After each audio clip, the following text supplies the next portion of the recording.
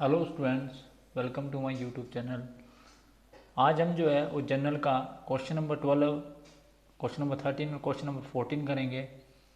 अभी तक हमने जो है क्वेश्चन नंबर 12 की जितनी भी जनरल एंट्री जो कर ली है, आप लोगों ने पिछला वीडियो देख लिया होगा और देखने के बाद आपको पिछले सारे क्वेश्चन जो समझ आ चुके होंगे। आज जो है हम क्वेश्चन नंबर 12, क्वेश्चन नंबर 13 और क्वेश्चन नंबर 14 करेंगे। तो आपने बड़े ध्यान से इन क्वेश्चनों को देखना है, समझना है और फिर उनको नोट डाउन भी करना है अपनी नोटबुक में। तो हमारा क्वेश्चन नंबर 12 है, जब हम जनरलाइज द फॉलोइंग ट्रांजेक्शन। जब हम जनरल एंट्री करते हैं तो सबसे पहले ऊपर लिखते हैं जनरल एंट्रीज, पहला कॉलम डेट का, फिर पर्टिकुलर का, फिर लेजर फोलियो, फिर डेबिट अमाउंट इन रुपीज़ और फिर क्रेडिट अमाउंट इन रुपीज़। पहली एंट्री आपको पता होना चाहिए। पहली एंट्री आपके पास 2010 अप्रैल 1 की आपके पास दी हुई है। तो सबसे पहले आप डेट लिखेंगे 2010 अप्रैल 1।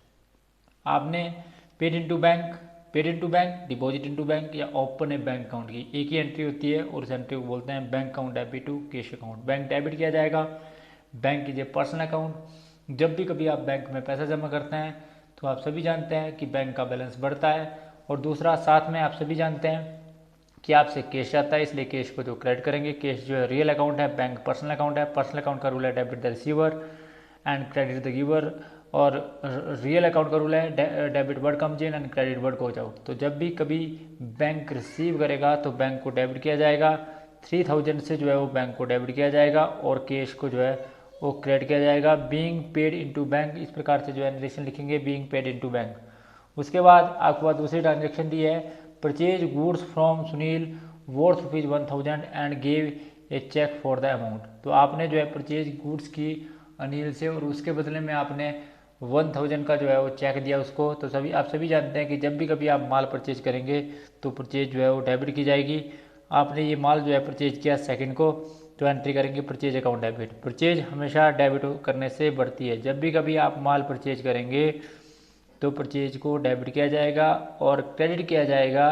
अगर आप कैश में खरीदते हैं तो कैश को, और अगर चेक के द्वारा खरीदते हैं तो बैंक को क्रेडिट किया जाएगा, क्योंकि एनी टाइप ऑफ पेमेंट से बैंक जो है क्रेडिट होता है। चेक के द्वारा पेमेंट करने पर बैंक जो है वो क्रेडिट किया जाएगा। तो इस प्रकार से 1000 और 1000 का आपने माल परचेज किया, जिसकी आप नरेशन लिखेंगे being purchase goods worth ₹1000 and paid through cheque. इस प्रकार से जो आपने 2 अप्रैल को जो है जो माल परचेज सुनील से खरीदा था उसके द्वारा चेक के द्वारा आपने पेमेंट करी, तो उसकी एंट्री आपने करी purchase account debit to bank account. फिर आपने 5 अप्रैल को अगली एंट्री करी।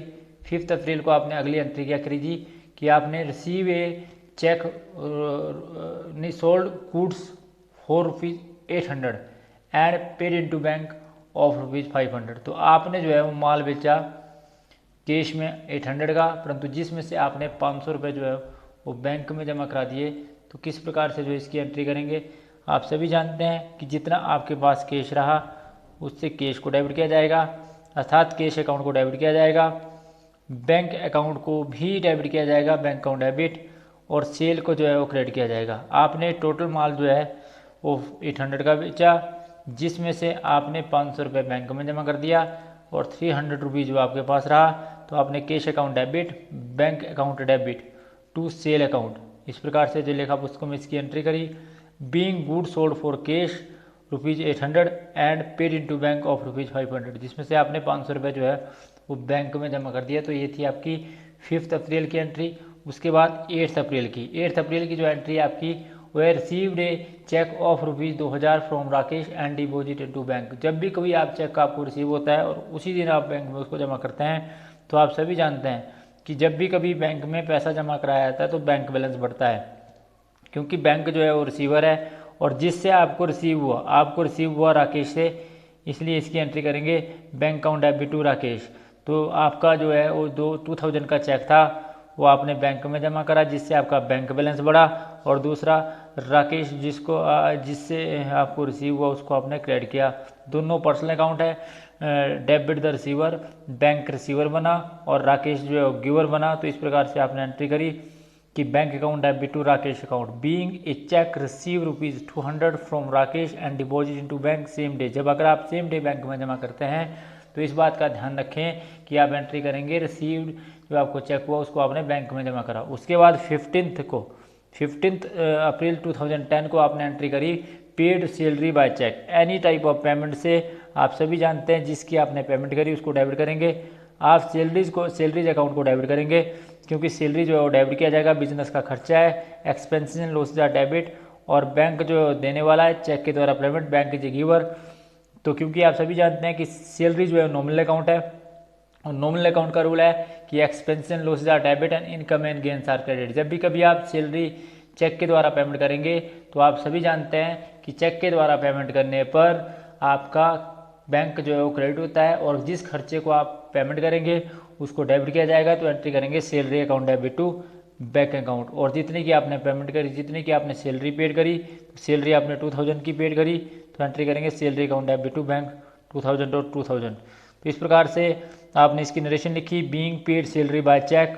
इस प्रकार से 15 को अप्रैल को आपने, उसके बाद अगर बात करें 17 की, तो आपको क्रॉस चेक रिसीव हुआ, receive a cross cheque from Ramnath. जब भी कभी आपको क्रॉस चेक रिसीव होगा, ध्यान रखें डायरेक्ट जो बैंक में जमा होगा, क्योंकि बैंक में जब तक वह जमा नहीं होगा उस क्रॉस चेक का कोई भी महत्व नहीं है।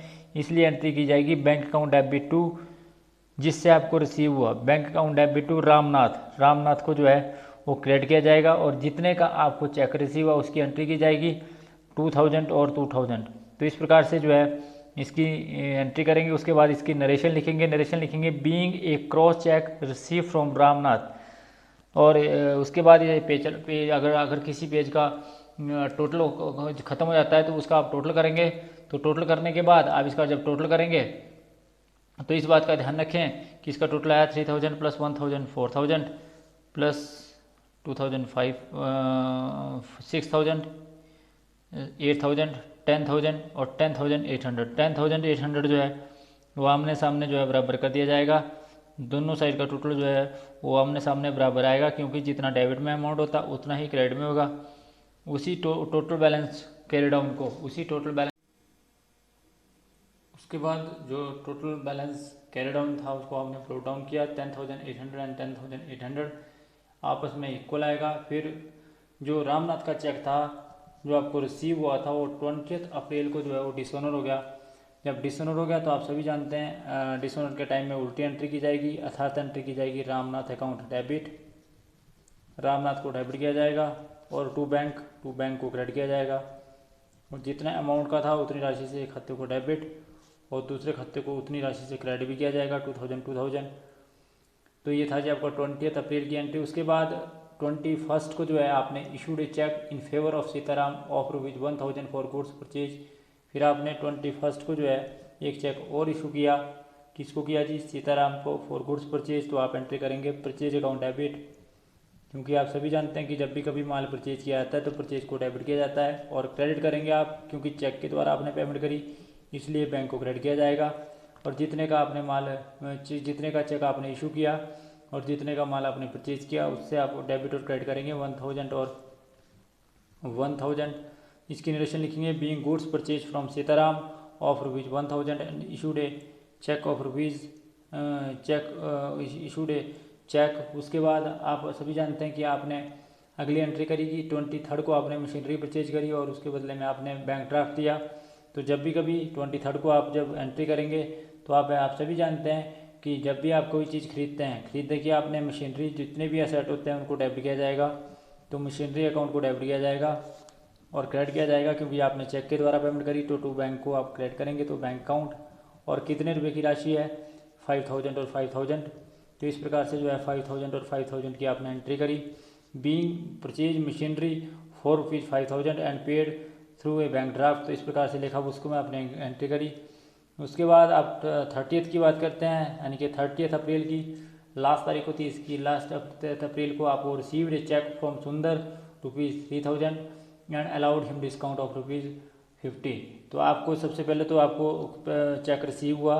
तो आप सभी जानते हैं कि जब भी कभी आपको चेक रिसीव होगा और उसको आप किसी बंदे के से रिसीव हुआ तो आप उसकी एंट्री करेंगे बैंक अकाउंट डेबिट। और क्योंकि आपने उसको डिस्काउंट अलाउड किया तो आप एंट्री करेंगे discount allowed debit. Discount allowed को भी डेबिट किया जाएगा।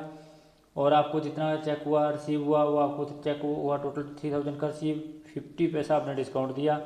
और किससे रिसीव होना था आपको, ये सुंदर से रिसीव हुआ तो आप एंट्री करेंगे टू सुंदर और ये 3050 एंड 3050। उसके बाद इसका सारा का टोटल करेंगे। टोटल करने के बाद you will find the total of both side are equal to each other. और जब इसका टोटल आपने किया तो ये आपके पास आया 21,850। और इसी प्रकार से यहाँ पर भी 21,850, दोनों साइड का टोटल जो आपस में इक्वल आया। तो ये था जी आपका क्वेश्चन नंबर 12 की किस प्रकार से जो है वो क्वेश्चन नंबर 12 को किया जाएगा। उसके बाद क्वेश्चन नंबर 13 करेंगे। तो क्वेश्चन नंबर 13 में आपके पास जनरलाइज द फॉलोइंग ट्रांजेक्शन की किस प्रकार से जो है आपने जर्नल एंट्री करनी है क्वेश्चन नंबर 13 की, या आपने सारे ट्रांजेक्शन को है किस प्रकार से जनरलाइज करना है। तो क्वेश्चन नंबर 13 में सबसे पहले आपके पास ट्रांजेक्शन दी हुई है जी कि receive a cheque from Arihant and deposit into bank. जब भी आपको किसी बंदे से चेक रिसीव होता है और उसको आप सेम बैंक में जमा करते हैं तो आप सभी जानते हैं फर्स्ट ट्रांजेक्शन है आपके पास ये, तो आप एंट्री करेंगे बैंक अकाउंट डेबिट टू बंदे का नाम जिससे आपको चेक रिसीव हुआ, क्योंकि दोनों पर्सनल अकाउंट है, bank is a personal account और while Arihant is also a personal account. तो आप एंट्री करेंगे bank account debit to Arihant account. Arihant के अकाउंट्स को अगर अकाउंट लिखना है तो आप ऐसे लगाकर अकाउंट्स लिखेंगे। वे आ जाएगा 2500 और 2500, जितने की राशि से डेबिट किया जाएगा उतनी राशि से दूसरे खाते को क्रेडिट किया जाएगा। उसके बाद इसकी नरेशन लिखेंगे, being receive a cheque from Arihant and deposit into bank. Arihant से जो आपको चेक रिसीव हुआ उसको आपने जो है वो बैंक में जमा कराया, तो किस प्रकार से जो इसकी एंट्री करेंगे। उसके बाद सेकंड ट्रांजैक्शन आपके पास दिया है कि paid printer bill, board, carbon, pencil, paper and ink. तो आप सभी जानते हैं ये सारी आइटमें जो हैं वो स्टेशनरी की हैं, तो जिसके लिए आप एंट्री करेंगे printing and stationery account debit. आप एंट्री करेंगे printing and stationery account debit, क्योंकि प्रिंटिंग बिल था और दूसरे साथ में बाकी सारी आइटमें जो स्टेशनरी की थी, तो आप एंट्री करेंगे printing and stationery account debit. क्योंकि आपने प्रिंसिपल ऑफ मेटेरियलिटी में पढ़ा था कि आप सार रूप से किसी चीज़ को लिखेंगे, तो आपने क्योंकि स्टेशनरी परचेज करी और इसकी पेमेंट जो है वो कैश में करी, तो एंट्री करेंगे printing and stationery account debit to cash account. तो इस प्रकार से जो है लेखा पुस्तकों में इसकी एंट्री की जाएगी। और ये कितने रुपए की है, 85 रुपीज़, और 85 रुपीज़ का टोटल है। उसके बाद इसकी नरेशन लिखेंगे, being paid printer bill and stationery purchase. उसके बाद थर्ड ट्रांजेक्शन आपके पास दी हुई है। थर्ड ट्रांजेक्शन दी है कि विक्रम सप्लाई गुड्स। विक्रम ने हमें गुड्स सप्लाई करी, तो इसका मतलब हमने विक्रम से परचेज किया, तो एंट्री करेंगे परचेज अकाउंट डेबिट। क्योंकि आप सभी जानते हैं कि परचेज जो है वो डेबिट करने से बढ़ती है, तो जब भी कभी आप माल परचेज करेंगे तो आप एंट्री करेंगे परचेज अकाउंट डेबिट। तो जब भी कभी माल परचेज किया जाएगा तो जिसकी एंट्री करेंगे परचेज अकाउंट डेबिट, परचेज को जो है वो डेबिट किया जाएगा। और क्योंकि आपने माल परचेज किया इसलिए एंट्री करेंगे purchase account debit to Vikram, जिससे आपने माल परचेज किया टू विक्रम। तो इस प्रकार से जो इसकी लेखा पुस्तकों में एंट्री की जाएगी। और कितने का माल आपने परचेज किया, वो जी आपने किया 2000 का और 2000 का। इस प्रकार से जो है इसकी एंट्री की जाएगी। इसकी नरेशन लिखेंगे, being goods receive from Vikram. उसके बाद अगर फोर्थ की बात करें तो आपने जो है फोर्थ जो ट्रांजेक्शन दिया है, paid fortnightly wages and salary. तो फोर्थ को आप एंट्री करेंगे wages and salary account debit, क्योंकि ये बिजनेस का खर्चा है, खर्चे हमेशा डेबिट होते हैं। तो एंट्री करेंगे wages and salary account debit. Wages को भी डेबिट किया जाएगा और सैलरी अकाउंट को कंबाइंड अकाउंट है इस wages and salary account debit to, क्योंकि आप सभी जानते हैं कि आपने पेमेंट करी इसलिए कैश को क्रेडिट किया जाएगा। तो wages and salary account debit to cash account. और जितने की आपकी ट्रांजेक्शन है 875 और 875, दोनों को जो है 875 जितनी राशि से खाते को डेबिट उतनी राशि को दूसरे खाते से क्रेडिट किया जाएगा। फिर नरेशन लिखेंगे, being paid for the fortnightly wages and salary paid. तो आपने इससे फोर्टनाइटली वेजेज और सैलरी दी, तो जिसके लिए आपने लेखा पुस्तकों में एंट्री करी being fortnightly wages and salary paid. उसके बाद अगली ट्रांजेक्शन जो आपके पास दी हुई है, जो आपकी फिफ्थ ट्रांजेक्शन है, वो है जी पेड कमीशन टू बसंत। तो आपने कमीशन की पेमेंट करी, इसलिए जब भी कभी आप पेमेंट करते हैं तो जिसकी आपने पेमेंट करी उस खर्चे को डेबिट किया जाएगा, क्योंकि ये नॉमिनल अकाउंट है। नॉमिनल अकाउंट का रूल है कि expense and losses are debit and income and gains are credit. और क्योंकि आपने ये कैश में दी, कैश जो है रियल अकाउंट है, तो अगर कैश जाता है तो कैश को क्रेडिट किया जाता है। और जितने की आपने कमीशन दी 500 की और 500 की, इस प्रकार से लिखा उसको में इसकी एंट्री कर दी जाएगी।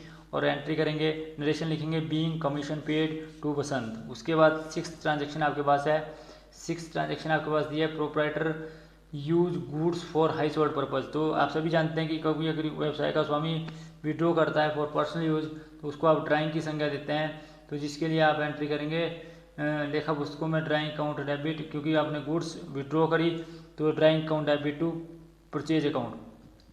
जब भी कभी व्यवसाय का स्वामी पर्सनल यूज़ के लिए, अपने घरेलू उपयोग के लिए व्यवसाय से निकालता है तो आप सभी जानते हैं उसको आप ड्राइंग की संज्ञा देते हैं और परचेज को क्रेडिट किया जाएगा, क्योंकि आपने माल को निकाला इसलिए परचेज को जो है क्रेडिट किया जाएगा, और जितने का आपने माल निकाला उसने उसे किया जाएगा 200 और 200। उसके बाद अगली ट्रांजैक्शन आपके पास है कि आपने जो है वो कुछ खर्चे किए जिसमें पेड सैलरी की 1000 की, वेजेस की 500 की और इंश्योरेंस प्रीमियम दिया 750 का। तो जिसके लिए आप एंट्री करेंगे कंबाइन एंट्री, क्योंकि इस प्रकार की एंट्री को कंपाउंड एंट्री की संख्या देते हैं। 7th को ट्रांजैक्शन आपकी सैलरीज अकाउंट डेबिट, सैलरी को डेबिट किया जाएगा, सैलरी को डेबिट किया जाएगा, सैलरी अकाउंट को डेबिट किया जाएगा। साथ साथ में आपने वेजेस दी, वेजेस अकाउंट को भी डेबिट किया जाएगा क्योंकि एक ही डेट को आपने कई खर्चे किए। इसी प्रकार से इंश्योरेंस को भी डेबिट किया जाएगा क्योंकि आपने इंश्योरेंस का खर्चा भी किया, तो इंश्योरेंस को भी आप डेबिट करेंगे। और इसी प्रकार से क्योंकि आपने ये कैश में दिया इसलिए टू कैश किया जाएगा, तो कैश को जो है वो क्रेडिट किया जाएगा टू कैश। तो इस प्रकार से टू कैश जो है वो कितना कितना आपने खर्चा किया, 1000 की आपने सैलरी दी और इसी प्रकार से आपने 500 की आपने वेजेस दी और 750 का आपने जो है वो आपने इंश्योरेंस दिया। तो टोटल आपने किया तो ये आपके पास आया 2250। फिर इसका टोटल करेंगे, टोटल करने के बाद इसको अगले पेज पे ले जाएंगे। तो जब आपने इसका टोटल किया तो इसका टोटल करने के बाद आप जब टोटल करेंगे तो इसका जो भी टोटल है उस सब टोटल को यहाँ लिखेंगे और उस टोटल को टू बैलेंस ब्रोट डाउन लिखेंगे। फिर अगली नरेशन करेंगे जी। तो जो आपके पास अगली नरेशन आई वो अगली ट्रांजेक्शन आई आपके पास कितनी तारीख की थी, 8th की, 8th ट्रांजेक्शन है। तो 8th ट्रांजेक्शन आपके पास क्या दी हुई है, 8th ट्रांजेक्शन आपके पास दी है purchase goods for cash ₹2000 and credit ₹3000 from Prahlad. तो सबसे पहले तो आपने माल परचेज किया, तो जब भी आप कभी माल परचेज करेंगे तो आप सभी जानते हैं कि परचेज को डेबिट किया जाएगा। जितनी राशि से आप माल परचेज करते हैं उतनी राशि से परचेज को डेबिट किया जाएगा। तो आप सभी जानते हैं आप एंट्री करेंगे परचेज अकाउंट डेबिट, और आपने टोटल जो माल परचेज किया कैश में 2000 और क्रेडिट में 3000 का, तो इसका मतलब है आपने माल परचेज किया 5000 का और टू कैश आपने दिया, टू कैश अकाउंट आपने 2000 का कैश दिया और 3000 का आपने जो है वो क्रेडिट बनाया। तो आपका प्रहलाद जो है वो क्रेडिट किया जाएगा। प्रहलाद को जो आप क्रेडिट करेंगे तो कितने से, 3000 से, और इसकी नरेशन लिखेंगे being goods purchase for cash and credit. तो ये थी आपकी ट्रांजैक्शन नंबर 8। उसके बाद ट्रांजैक्शन नंबर 9, ट्रांजैक्शन नंबर 9 आपके पास दी है कि issued a cheque in favour of landlord for the rent. तो आपने रेंट पेड किया तो एंट्री करेंगे आप, क्योंकि रेंट बिजनेस का खर्चा है तो आप एंट्री करेंगे रेंट अकाउंट डेबिट। और क्योंकि आपने ये कैश में दिया इसलिए या आपने अगर चेक इशू किया तो चेक करते, परंतु आपने इसको जो है इशू चेक किया तो इसलिए आप एंट्री करेंगे rent account debit to bank. तो बैंक रेंट टू बैंक की एंट्री की जाएगी और आपने कितने का चेक जो इशू किया वो आप देखेंगे। तो issued a cheque of rupees for rent का जो आपने जो पेमेंट करी वो करी थी 1000 की, 1000 और 1000। उसके बाद आप ट्रांजैक्शन नंबर 10 पे जाएंगे। तो ट्रांजैक्शन नंबर 10 आपके पास दिया है कि employee Darshan as a cashier received a security deposit. तो आपने दर्शन से जो है वो सिक्योरिटी डिपॉजिट रिसीव करी। जब भी कभी आप कोई चीज़ रिसीव करते हैं तो आप सभी जानते हैं कि आपके पास कैश आता है, तो कैश हमेशा डेबिट करने से बढ़ता है। और किस चीज़ का है वो आया जी सिक्योरिटी डिपॉजिट का, टू सिक्योरिटी डिपॉजिट जो है इस प्रकार से जो है वो लेखा पुस्तकों में इसकी एंट्री कर दी जाएगी। और वो कितने का रिसीव हुआ जी, 2000 का और 2000 का। तो इस प्रकार से आपको 2000 और 2000 का जो है वो चेक रिसीव हुआ। उसके बाद आप सभी जानते हैं आपके पास 11 की तारीख की एंट्री दी हुई है। ये बोलता है कि appoint Rakesh as a clerk for a monthly salary of ₹1000। तो इसका मतलब है कि आपने अपॉइंट किया और उससे प्रॉमिस किया कि हमें 1000 रुपये सैलरी देंगे, तो अभी हमने उसको अपॉइंट ही किया, हमने उसका कोई खर्चा नहीं किया है, इसलिए इसकी भी जो है एंट्री नहीं की जाएगी, तो इसको जो है नहीं दिखाया जाएगा। तो उसके बाद अगला जो है वो आपकी ट्रांजैक्शन है जी, अर्थात इसकी नो एंट्री की जाएगी। उसके बाद 12 तारीख की ट्रांजैक्शन है कि Vinod who owed ₹200 become insolvent and 50 paisa amount due was released. तो आप सभी जानते हैं कि विनोद जिससे आपने 2000 रुपये लेने थे वो दिवालिया हो गया, और दिवालिया होने पर या उसकी कंडीशन जो है इंसॉल्वेंट होगी, तो इस कंडीशन पे जो है वह देने में असमर्थ रहा, 50% पैसा ही उसने दिया। तो 12 को आप एंट्री करेंगे, जो कुछ भी आपसे रिसीव हुआ आप उसकी एंट्री करेंगे। तो आप एंट्री करेंगे कैश अकाउंट डेबिट, क्योंकि आपको कैश मिला 1000, और आपके बैड डेट्स बने। Bad debts means amount of credit sale which is irrecoverable is called bad debts. तो आपको विनोद से जो है वो 2000 लेने थे, परंतु विनोद की जो है कंडीशन ख़राब हो गई, दिवालिया हो गया, इसलिए 1000 उससे ले लिए और 1000 जो है वो बैड डेट्स में चले गए। तो इस प्रकार से जो इसकी लेखा उसको हम एंट्री करेंगे। इसकी नरेशन लिखेंगे being 50% amount receive from Vinod who become insolvent. इस प्रकार से जो है इसकी आपने एंट्री करी। उसके बाद अगर आप बात करें आप 30th ट्रांजेक्शन की, तो आप सभी जानते हैं कि आपके पास 30th ट्रांजेक्शन दी हुई है जी। ये दी हुई है जी कि an amount of ₹500 lost from cash box. तो आपके कैश बॉक्स से चोरी होगी, तो इसका मतलब है कि आपका एंट्री करेंगे लॉस बाय थेफ्ट, क्योंकि लॉस हमेशा डेबिट किए जाते हैं, और जिस कारण से वह लॉस हुआ उसको डेबिट किया जाएगा। और किसका लॉस हुआ जी? कैश का, इसलिए कैश को जो है वो क्रेडिट किया जाएगा। और एंट्री इसकी ट्रांजेक्शन इसकी जो है वो अमाउंट लिखेंगे 500 इसकी एंट्री करेंगे, जिसको आप बोलते हैं narration being cash lost from cash box. इस प्रकार से उसके बाद 14th ट्रांजेक्शन आपके पास दी हुई है, और 14th ट्रांजेक्शन दी हुई है कि rent and salary due ₹500 and ₹1000 respectively. तो आउटस्टैंडिंग सैलरी है, इस बात का ध्यान रखें। आउटस्टैंडिंग कोई भी सैलरी या रेंट हो या कोई भी आउटस्टैंडिंग एक्सपेंसेस हो वो बिजनेस की लाइबिलिटी है, और खर्चे रेंट जो है वो बिजनेस का खर्चा है, इसलिए रेंट को डेबिट किया जाएगा। साथ में सैलरी भी बिजनेस का खर्चा है, इसलिए सैलरी को भी डेबिट किया जाएगा। क्योंकि आपने इसकी कैश में पेमेंट नहीं करी, इसलिए आउटस्टैंडिंग रेंट को जो है वो क्रेडिट किया जाएगा। साथ साथ में आउटस्टैंडिंग सैलरी को भी जो है वो क्रेडिट किया जाएगा, क्योंकि ये भी जो है वो बिजनेस की लाइबिलिटी है, तो आउटस्टैंडिंग सैलरी को भी क्रेडिट किया जाएगा। और कितने अमाउंट से? 500 से रेंट को, और सैलरी को 1000 से। इसी प्रकार से रेंट आउटस्टैंडिंग को क्रेडिट किया जाएगा 500 से, और सैलरी आउटस्टैंडिंग को क्रेडिट किया जाएगा 1000 से।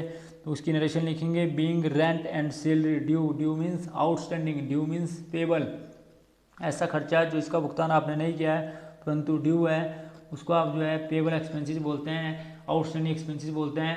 फिर आप इसका ग्रैंड टोटल करेंगे। ग्रैंड टोटल करने के बाद आप सभी देखते हैं पिछले पेज का और इस पेज का, जब आपने टोटल किया तो इसका टोटल आया जी 20,410, और इसी प्रकार से इसका टोटल भी है 20,410। तो इस प्रकार से ये आपका क्वेश्चन नंबर 13 था, और किस प्रकार से इसको करना है वो आपको दिखाया गया। उसके बाद क्वेश्चन नंबर 14, तो हम क्वेश्चन नंबर 14 की ओर चलेंगे।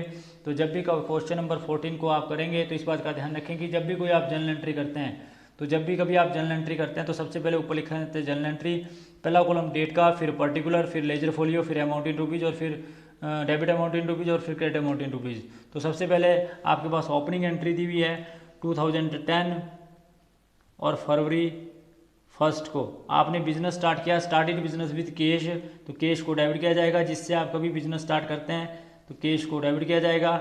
आपने फर्नीचर से भी स्टार्ट किया तो फर्नीचर को भी डेबिट किया जाएगा। उसी प्रकार से आप सभी जानते हैं कि आपके पास स्टॉक है तो स्टॉक को भी डेबिट किया जाएगा। और व्यवसाय का स्वामी व्यवसाय में जो कुछ भी लेकर आता है उसको आप बोलते हैं कैपिटल। अमाउंट कैश और फर्नीचर और stock invested by the proprietor in A business is called capital, उसको कैपिटल की संज्ञा दी जाती है। तो कैश आपका जो है वो 20,000 लेकर आया जी।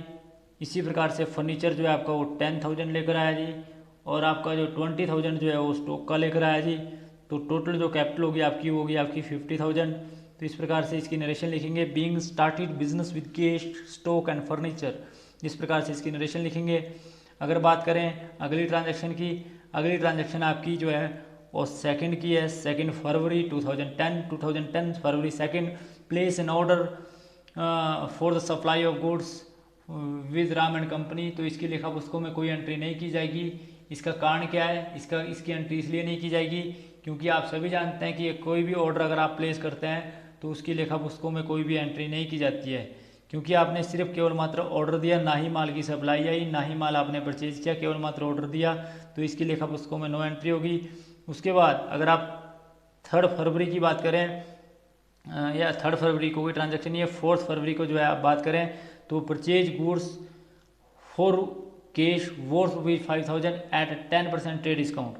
ट्रेड डिस्काउंट की लेखा पुस्तकों में कोई एंट्री नहीं की जाती है, बल्कि इसकी ब्रीफ डिस्क्रिप्शन जो है और क्लियर डिस्क्रिप्शन जो है वो नरेशन में दे दी जाती है। तो जब भी आपने माल परचेज किया तो आपने माल परचेज किया, इसलिए इसकी एंट्री करेंगे परचेज अकाउंट डेबिट, परचेज को डेबिट किया जाएगा।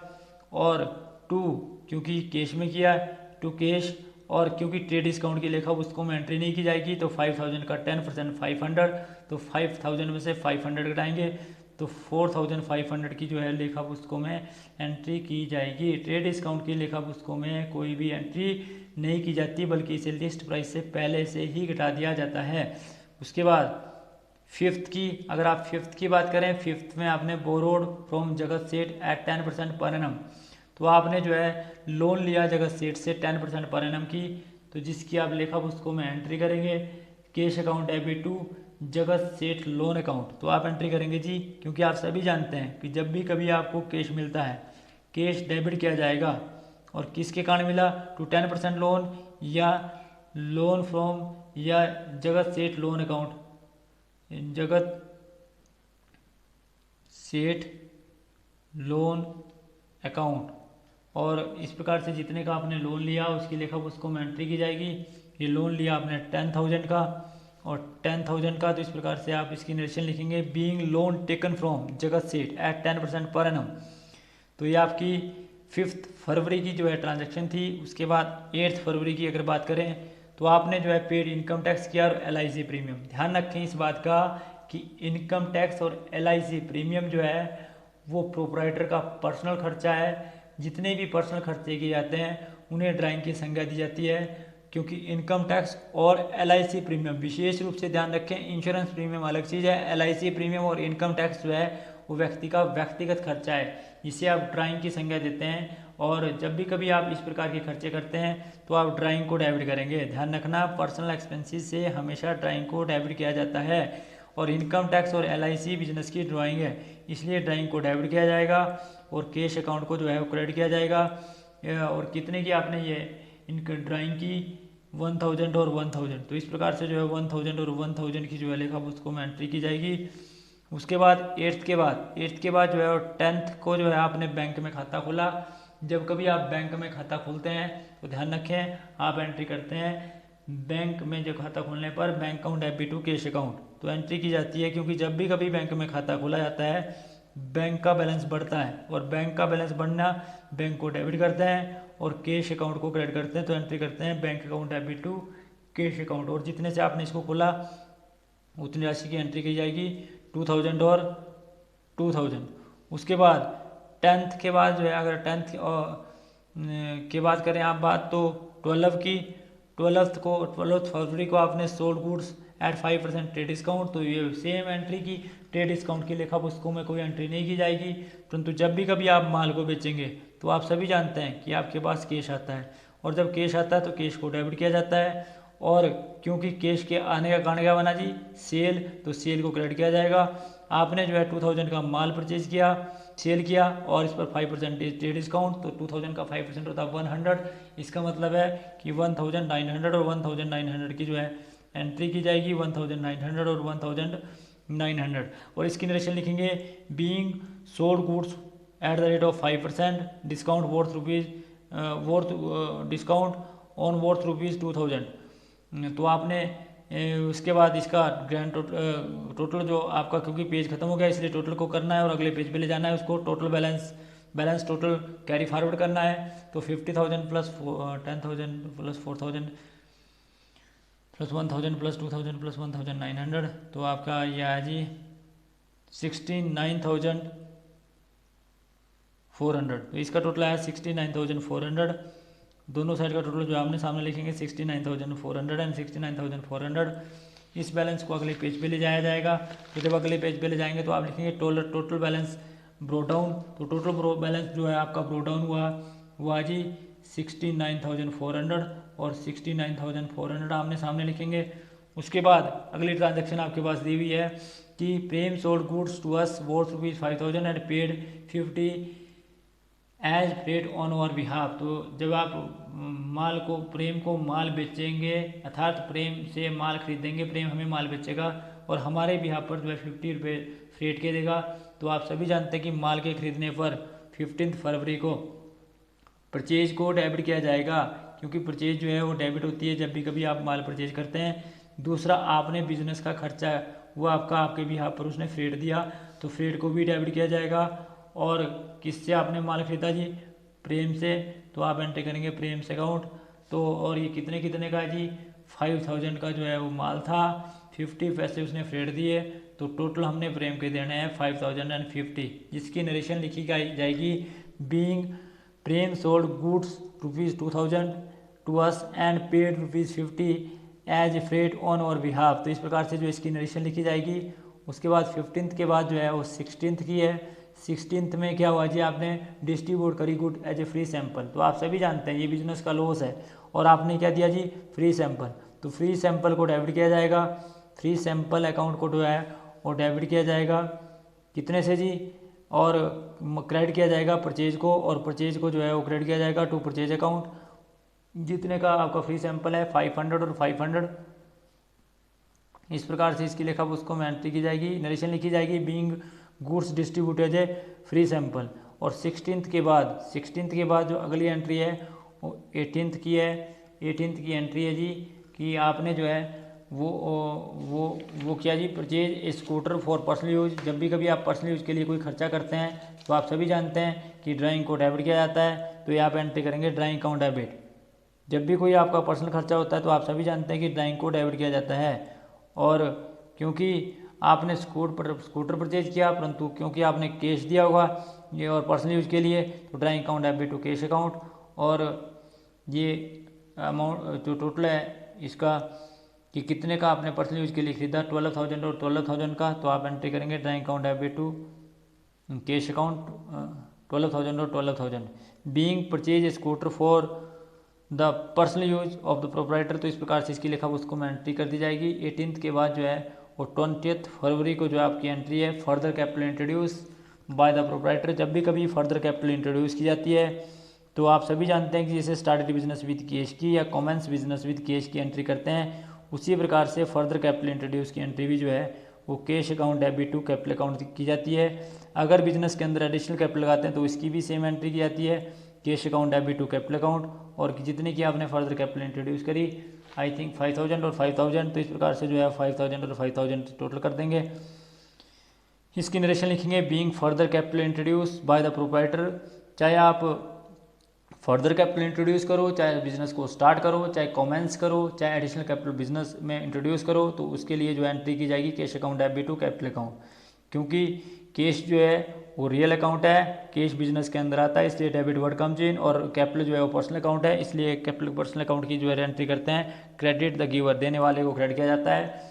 और फिर इसका आप ग्रैंड टोटल करेंगे। ग्रैंड टोटल करने के बाद you will find the total of both side are equal to each other, and that is, जब आप इसका टोटल करेंगे तो ये आपके पास आया 91,450। इसी प्रकार से 950, और इसी प्रकार से इस साइड का टोटल भी 91,950।